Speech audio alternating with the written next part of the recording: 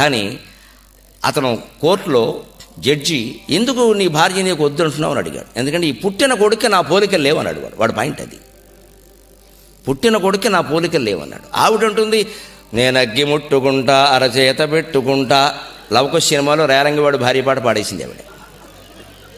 నేను ఒళ్ళనోరి మామ నీ పిల్లను అనేవాడు నేను అగ్గి ముట్టుకుంటా అరచేత పెట్టుకుంటా. ఆవిడ నిజంగా పతివ్రత అండి. ఆవిడ ఏ దోషం చేయలేదండి. అమ్మాయి ఏ దోషం చేయలే.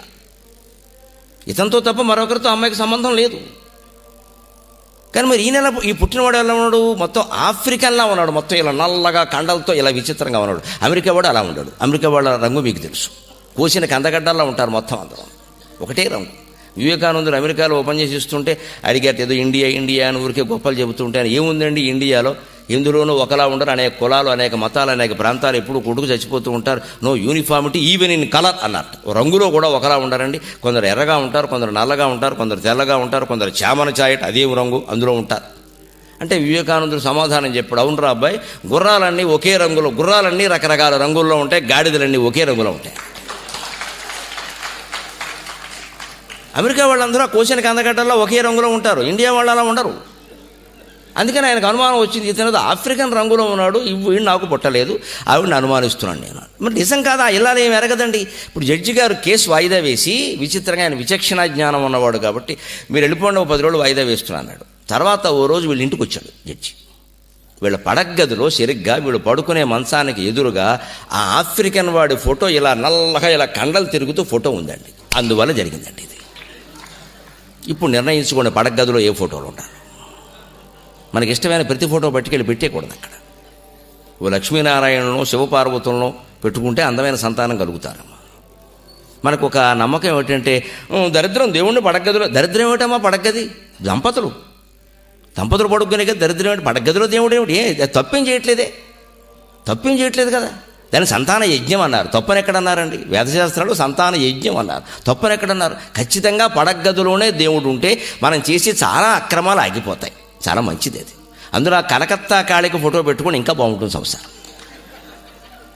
దెబ్బకి చంపుతానట్టుగా ఉండాలంతే. ఇంకెవరికి వంకర బుద్ధి రాదు, అసలు వంకర ఆలోచనే రాదు అసలు.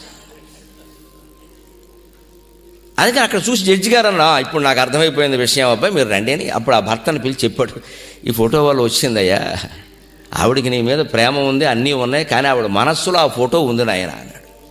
అంత ప్రమాదం అండి. సరిగ్గా అందుకే మాయాప్రవరుడు సంగమించినా సరే వరూధిని మనస్సులో ఉన్నది ప్రవరుడే. అందుకని స్వరూచి జన్మించాడు.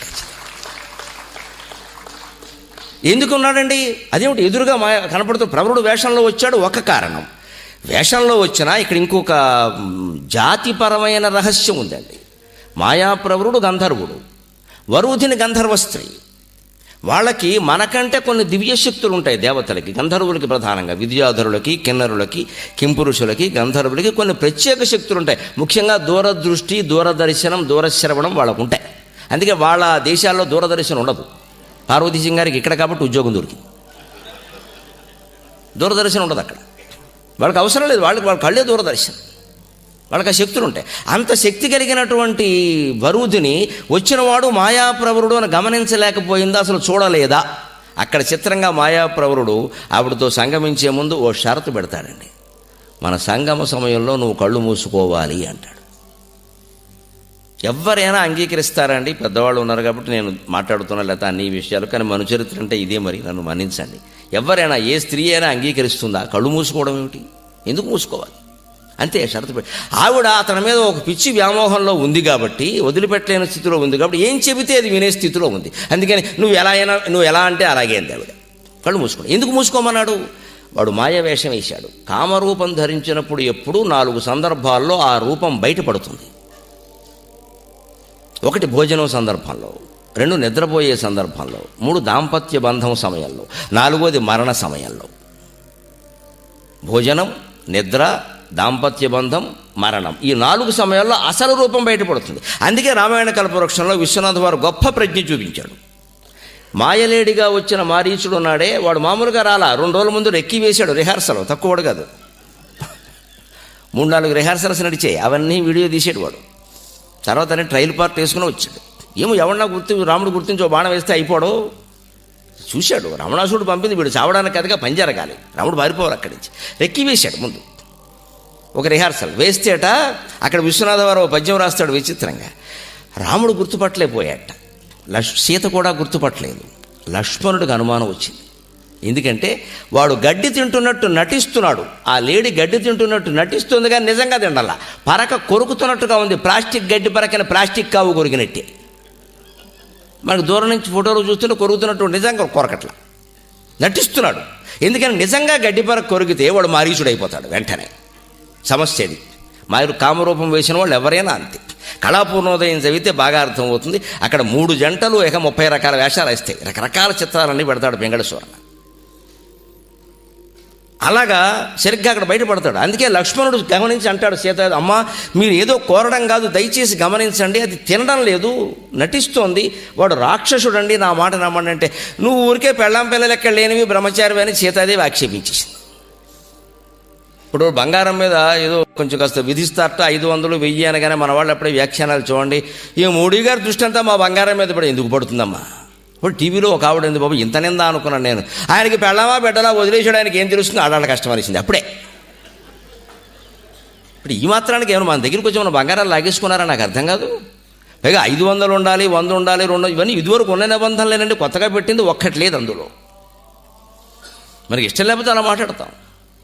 అందుకని మాయలేడు సరిగ్గా చెబితే లక్ష్మణుడు చెప్పాడు, తినడం లేదు చూడండి, తింటే అది బయటపడుతుంది అంటే, లేదయ్యా పెళ్ళాం బిడ్డల దగ్గర లేరు, ఏదో మాట్లాడుతున్నాడు, నీకు సరసం తెలియదు పో అని సీత అంది. సీత మాట ప్రకారం రాముడు అలాగే ఊరుకున్నాడు.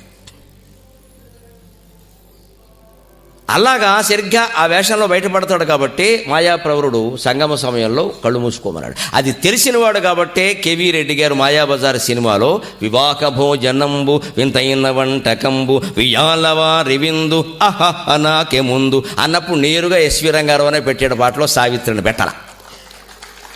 అది ఆనాటి దర్శకుల శాస్త్ర పాండిత్యం. ఎందుకని సావిత్రిని పెడితే నోట్లో మిఠాయి పెట్టగానే సావిత్రి ఎస్వి రంగారావుగా మారాలి, లేకపోతే శాస్త్ర దోషం. ఇప్పుడు సినిమాలకు ఏ దోషాలు లేవు, మనం చూడడమే దోషం. కానీ అప్పుడు అన్నీ ఉండేవి. వాళ్ళు అలాగే ఉండేవారు. పొల్లయ్య గారు అనగా, ఆదుర్తి గారు అనగా ఎటువంటి దర్శకులు వాళ్ళు ఎన్ని శాస్త్రాలు చదివారు. పింగళి నాగేంద్రరావు అంటే ఎటువంటి పాటలు, ఎటువంటి మాటలు, వాళ్ళ పాండిత్యాలు ఏమిటి అసలు. అందుకని వాళ్ళకి తెలుసు. అందుకే సరిగ్గా ఆ పాత్రలో పైగా అంత భయంకరమైన నటన చూడండి, అహా అహా అని ఎగరడం, అది సావిత్రి చేస్తే బాగుండదు, రంగారావు గారే చెయ్యాలి. ఆ గంతులు ఆడవాళ్ళు వేస్తే బాగుండదు, మగవాడే వేయాలి, అందులో రాక్షసుడే వేయాలి, అప్పుడే ప్రేక్షకులు ఏళ్ళేస్తారు. అది కూడా చూశాడు ఆయన.